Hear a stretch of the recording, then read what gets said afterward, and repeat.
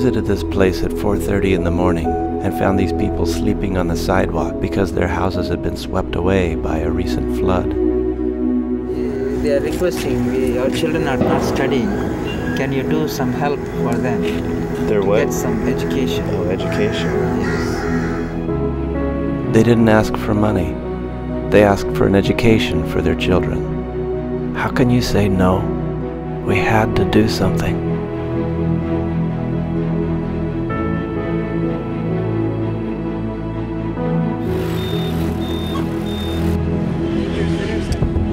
We're on our way to JFA to see the very first Bethel Children's School that was opened and actually grew so big that now it's 2 schools.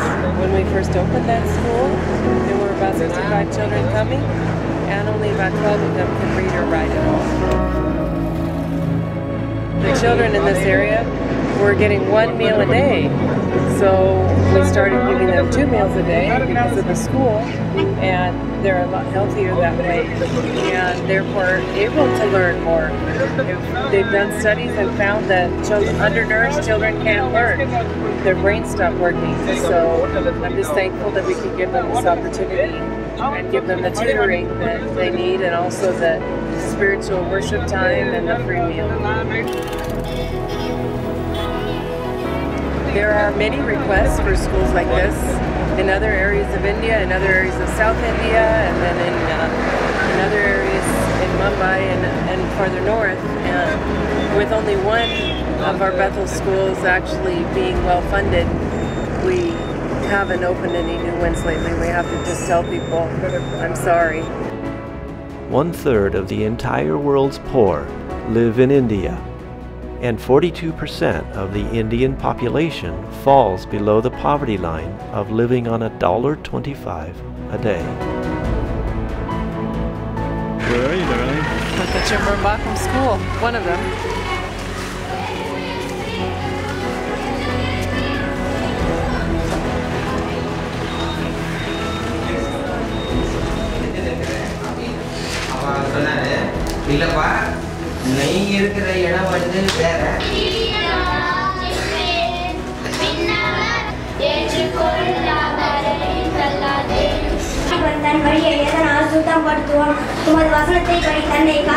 என்னன்னா ரொம்ப முக்கியம் வந்து எப்படியாவது பணம் சம்பாதிக்கணும்ன்றது தான் அவருடைய முக்கிய திணறி நின்னுச்சு. And Balaam said, "You stubborn donkey, you better get going. If I had a sword, I'd run you through." அவர் சொன்னாரு நீ. Some of these children are considered outcasts, untouchables, who would normally not be allowed a good education. Here they have a chance to hear the good news of Jesus and His gift of love to this world. They are learning of the freedom that Jesus wants to give them. I thank you that we can be here together this evening. அன்புள்ள இயேசு சுவாமி, தர்மையான மாலை நேரத்திலே தர்மையான பிள்ளைகளோடு இருக்கும்படியாக. According to the New York Times, over 40% of the children in India suffer from malnutrition. And yet, what about malnutrition of the soul? Many of these children and their parents would never have had the opportunity to hear about Jesus if it were not for this school. Currently, there are 6 of these evening schools. Altogether, they serve between 300 and 400 children 6 nights a week. We estimate that over 300,000 meals have been served since these schools started. Each plate of food, combined with the education, house rental, and salaries for the teachers, cook, and principal, cost only 25 cents per child per evening.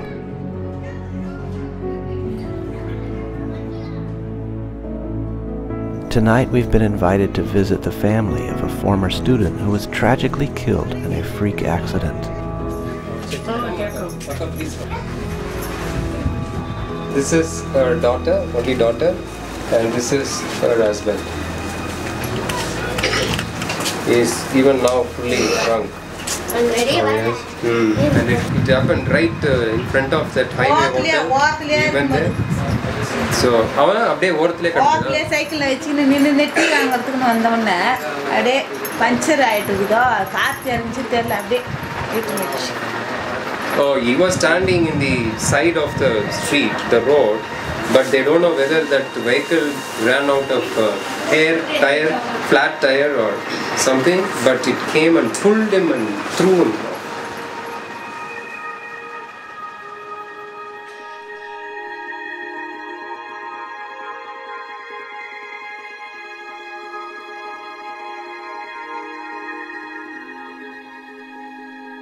Children in India live an uncertain life.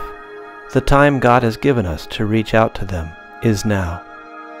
Will you let God use you to help these children? It only costs $7 a month. You may not get a photo and a monthly update from your gift, but you will have the satisfaction of knowing that somewhere over there a child is getting fed and learning to read because of you. And they're getting more than food. They're learning about Jesus. And who can measure the value of one of these little ones? It can only be measured by the cross.